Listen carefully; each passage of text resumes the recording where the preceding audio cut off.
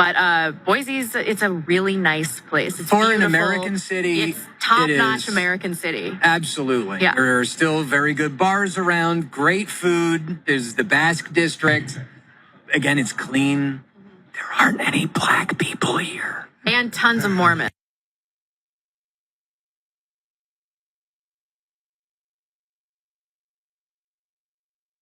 Put it up, full mass. Sir,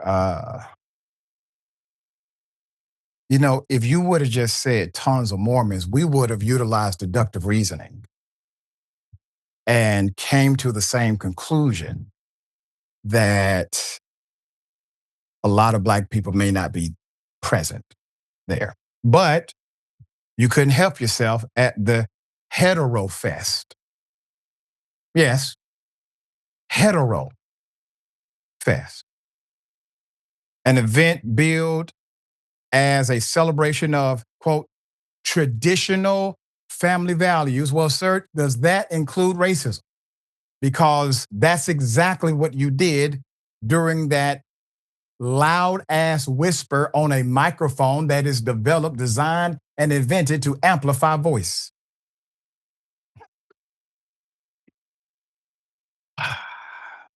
This is a counter to Pride Month, okay? You know, if this was about traditional family values, sir, why would you assert a racist sentiment?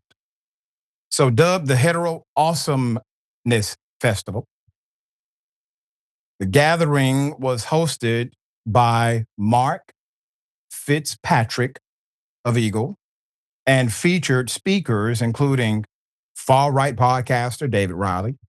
Despite boasting an $85,000 budget, attendance appeared to peak at about 30 to 40 people at a time. Quote, we had 700 to 1,000 people over the weekend, Fitzpatrick said. He attributed what many viewed as low turnout to, quote, chilly and rainy weather on Friday. Maybe they don't want to be associated with known racists. I mean, they believe in traditional family values. Maybe they're conservative. Hell, maybe they voted for Trump.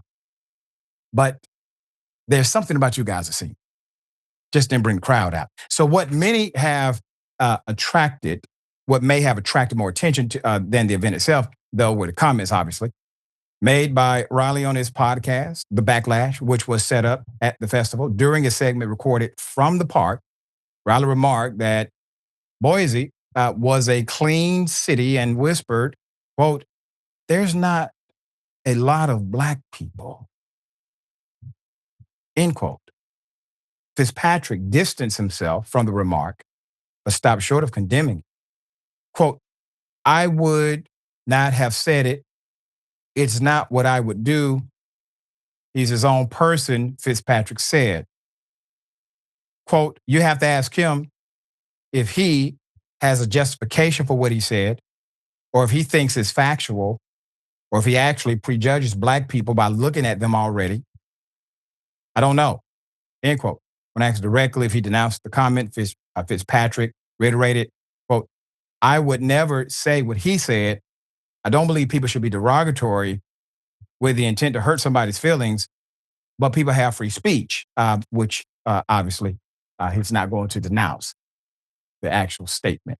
There's more. So instead, he attributed Boise's cleanliness not to race, but to ideology.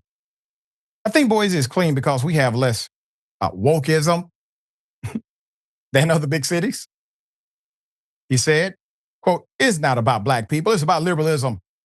The liberalism comes in and the city goes downhill. It has nothing to do with the color of people's skin.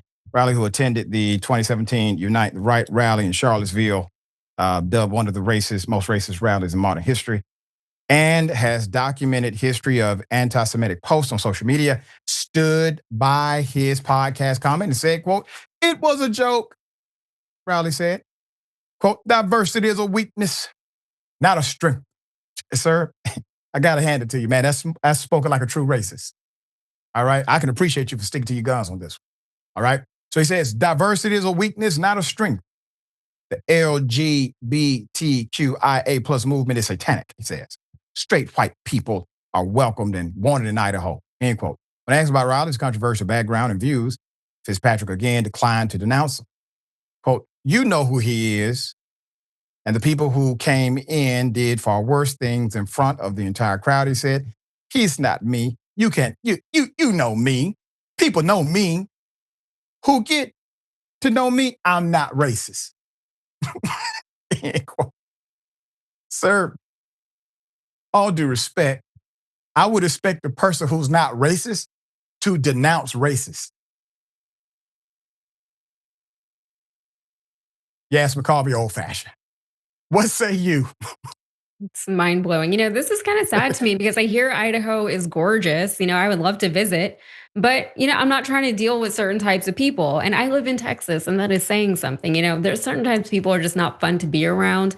And the thing is, I travel quite a bit, and the thing, like, whenever you travel, you do your best not to disturb the local culture, right? You exist within it, you appreciate it, you learn about it. But when this is the local culture, me and my money will just opt out of that culture. And why do they have him on as a commentator? This was already a very discriminatory event. So maybe he felt comfortable being racist on top of already being homophobic and transphobic. Even his co-commentator, though, was quick to chime in. Like she knew that that was not the thing to say, even though, I don't know, she probably agrees with him. But it was like, she was like, if I just say this thing over him fast enough, maybe nobody will notice what he just said very loudly and very clearly into the microphone. I don't know if this was an effort to attract people to their city. Maybe they're hoping to attract a certain type of people to their city and to dissuade others, like me, for example, from going. But, if they want to pretend that it's not about Black people, then why did he say Black people? And why did he say the city is nice because there's no Black people in it if he's not a racist? Also saying diversity is a weakness. That is actually literally racist, right? And then on top of that, he's like, but it was also just a joke. So he doesn't even seem to know what he wants to say. The thing is, though, he did say the thing that he wanted to say. Now he's backtracking because he realizes that it sounds bad. For a racist to acknowledge that racism sounds bad, like, part of you has to know that you're a terrible person, right? You have to know that these views that you hold are mean and they're unbased in anything and they're unintelligent, right? And whenever you get flayed over it, you understand that there are people who are upset over the things that I've said because they are racist things that I just said. So you can gaslight people or yourself as much as you want by saying, oh, it's just a joke. Diversity is a weakness, whatever you want to tell yourself. But part of you knows deep down that you're a terrible person. Yeah. And diversity is obviously a massive strength. Diversity of thought, diversity of experiences, diversity of culture, diversity of exchange. Especially in this country. That's right.